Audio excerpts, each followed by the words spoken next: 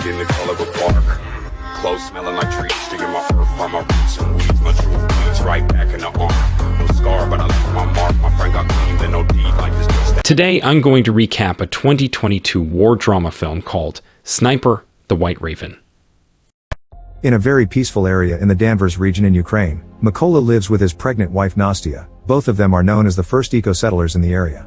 Nastya is an artist who likes drawing and wood carving. She even makes a wood angel for Mykola so he can have a protection amulet. Mykola is a mathematician, physicist, and ecologist that teaches at the local school, which he travels to on his bicycle.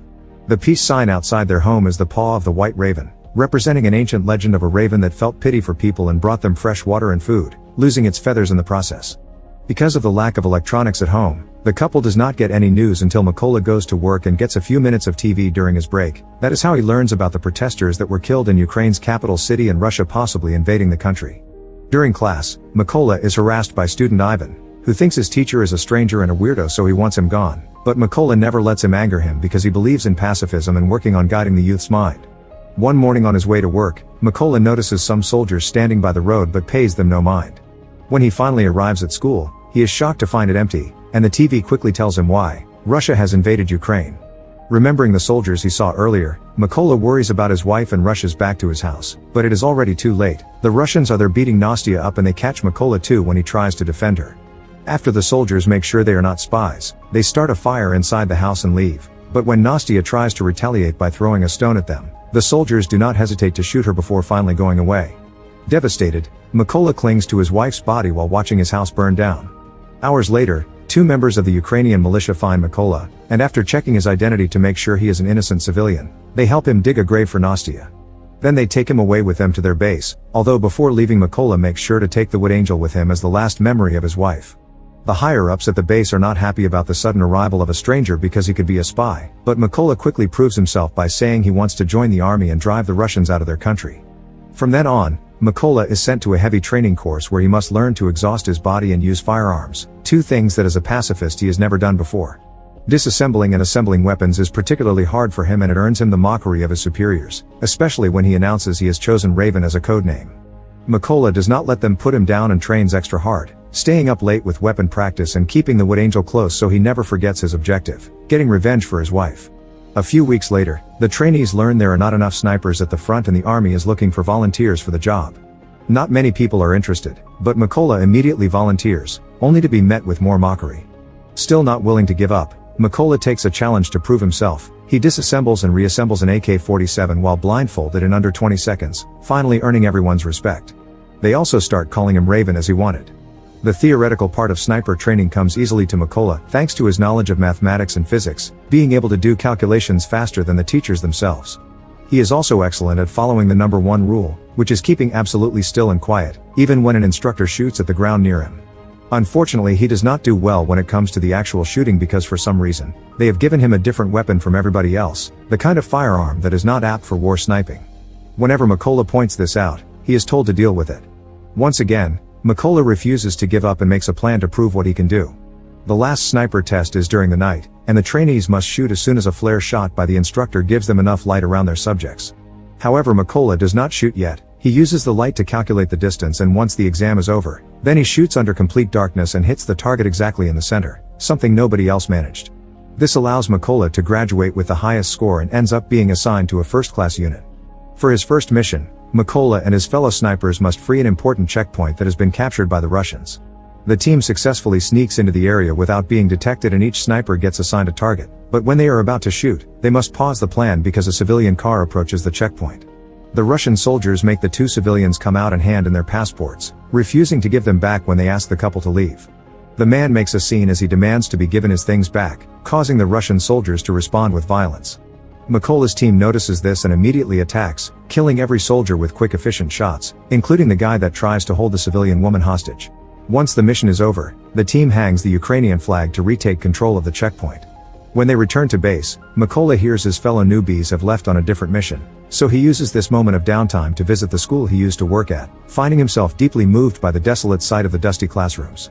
The next day, when the other team comes back, Mykola is hit by the hardest of news. One of his friends has died at the hands of an enemy sniper.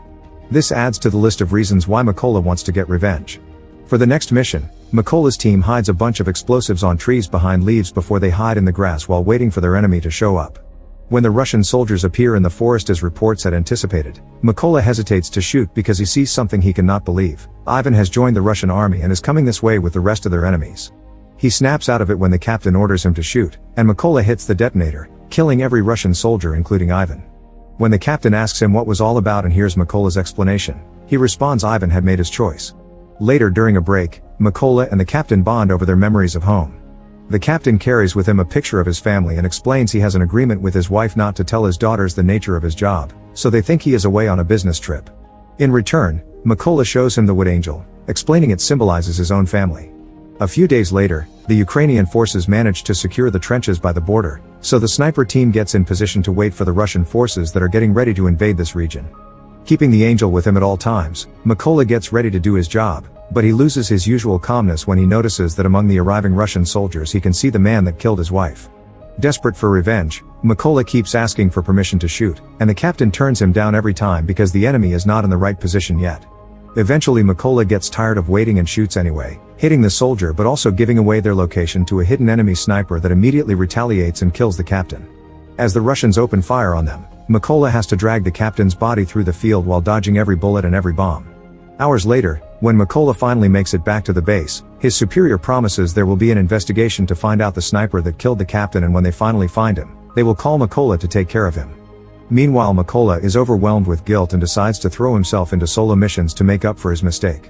His sniper skills are still on point and he manages to take down many Russian soldiers, but without anyone keeping him on his toes. He also gets too risky and ends up with a wounded arm caused by an enemy bullet. Mykola goes to a secret hideout to take time to recover and watch the news to get an update on the political status of the negotiations with Russia, but his break is interrupted by an important call. It turns out the army has found the location of the sniper that killed the captain, so Mykola needs to come back. Before the mission begins, the soldiers are told all the information that has been gathered so far. The sniper's bullets are wide-ranging, he has already killed 5 Ukrainian snipers and 3 machine gunners, and his name is Syeryy. To make matters worse, he records all his kills and posts the videos to demoralize them. He even had the nerve to post the recording of their captain's death. At least all these casualties have allowed them to pinpoint Syery's location, and since they cannot fill the place with mines because of a chlorine storage in the chemical plant where the enemy is hiding, they have come up with an alternate plan. Their snipers will take out the lower soldiers to clear the way in order for Mykola to sneak inside and get Syeryy face to face. When the mission begins, all the Ukrainian snipers get in position and wait for Mykola to get inside the building by crawling through the field. The first soldier he finds is the other man that had attacked his home and still remembers Mykola, saying he should have killed him the first time. After killing him with one quick and satisfying shot, Mykola gives his teammates the okay to attack, prompting all the Ukrainian snipers to fire at the same time and managing a sweep of the area without raising any alerts. There are only 2 Russian snipers left, including Syeryy. They do not notice there is something wrong until they stop receiving messages over the comms and go to check on their fellow soldiers, finding them all dead.